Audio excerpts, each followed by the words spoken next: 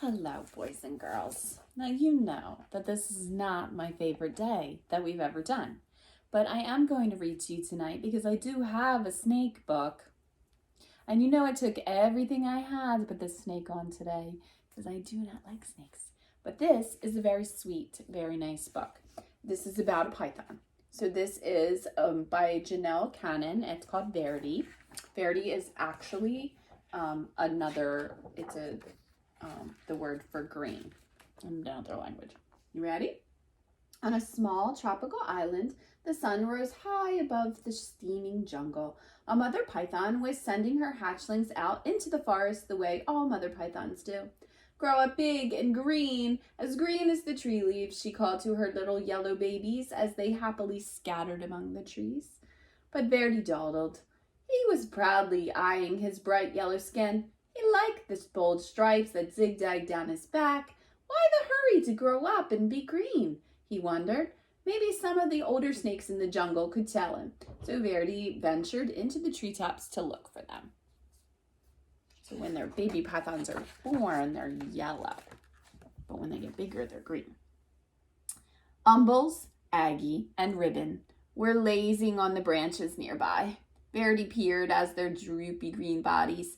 It's not polite to stare, chided Aggie. Umbles burped and groaned. It's taken nearly 4 weeks for that last lizard to digest. I surely do like lizards, but lizards don't like me. Why don't lizards like you? Asked Verdi. Don't interrupt, Umbles grumbled. Dear me, whined Aggie. If I don't shed soon, this itchy skin will drive me bananas. Verdi tapped a tune with his tail as he waited to speak. Stop that, Verdi. It makes me nervous, Ribbon complained. Besides, you'll never grow up to be properly green, always interrupting and constantly fidgeting.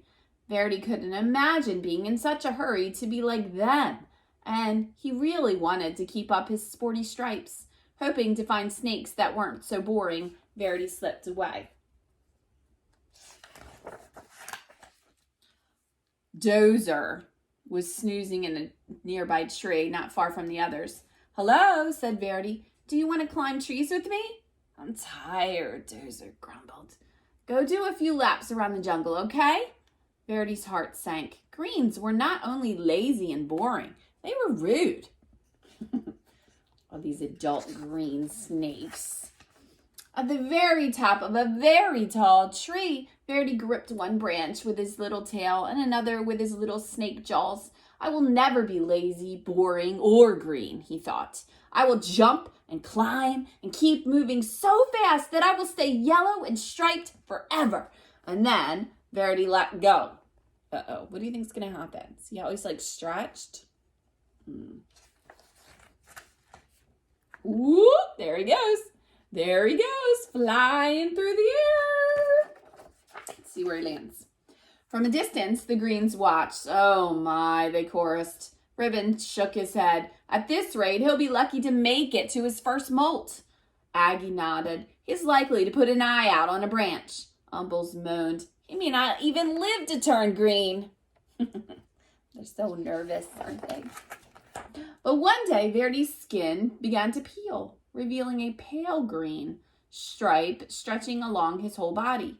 Kah! He gasped. How can this be? I'm the speediest snake in the jungle, and I'm still turning green. He raced down to the river, grabbing up a mouthful of green leaves. Verdi flung himself into the water. If I can't run this green off, I'll scrub it off, he thought. That's going to work. It's a skin. Why not, right? His frantic splashing caught the eye of a large bottom feeder cruising the murky depths. Yum, the old fish said. Lunch. So before the fish could haul Verdi under, the frightened snake bit him on the nose. Ah, pooh. With a blast of his rubbery lips, the great fish sneezed, sending Verdi into the air. Slapping onto the soggy shore, Verdi skidded out of reach.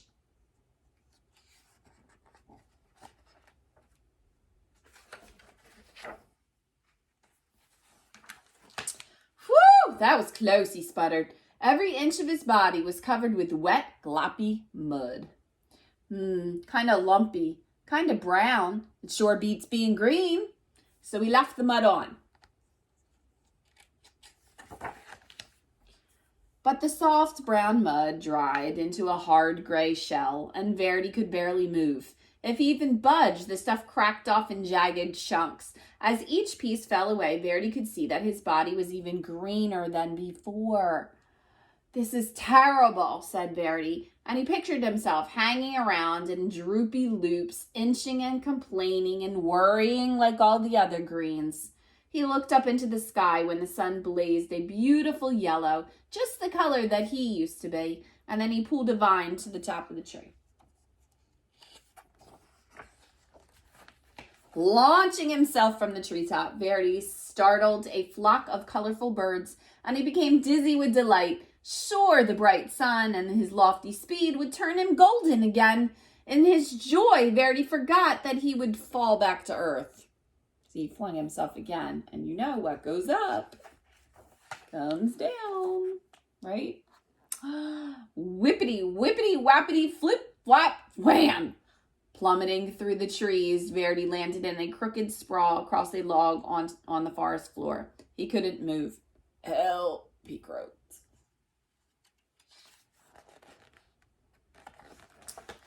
As usual, the greens had been watching Verdi's antics. They moved quickly to where he lay.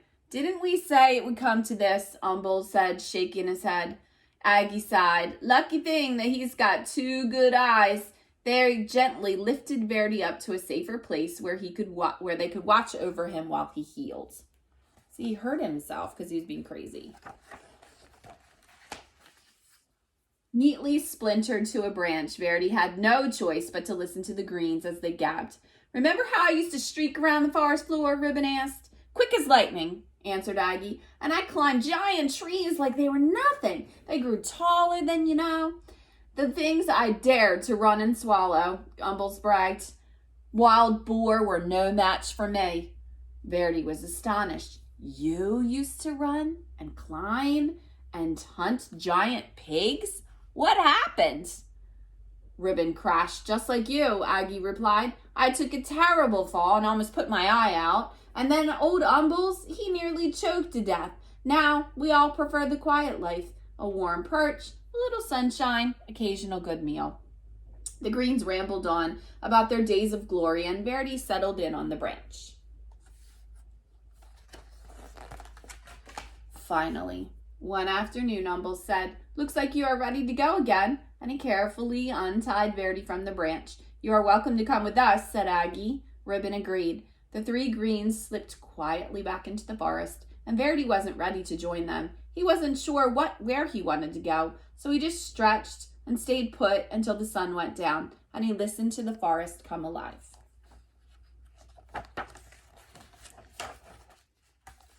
See all the things in the forest that are happening?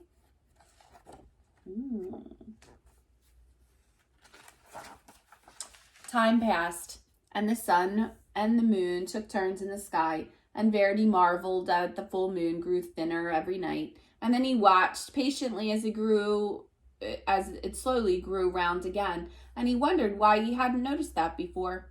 Verdi became so green that he blended perfectly with the leaves. He was so still that the other creatures walked right by without seeing him.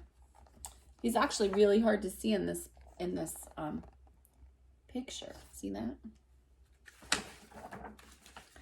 One fine morning, as Verdi basked in the sunshine, 2 small yellow snakes approached. They tapped and fidgeted as they stared. "Get a load of that old green guy," one of them whispered. "Do you think he ever moves?" The other snickered. "I seriously doubt it." "They're just like I used to be," thought Verdi. Now I'm what I was afraid to be before. "How would you like to climb a tree with me?" he asked. "With you?" The yellows were astounded. I'll even show you some fancy figure 8s, Verdi replied, though he was a little worried about putting his eye out. With practice, the 3 snakes performed a perfect triple figure 8.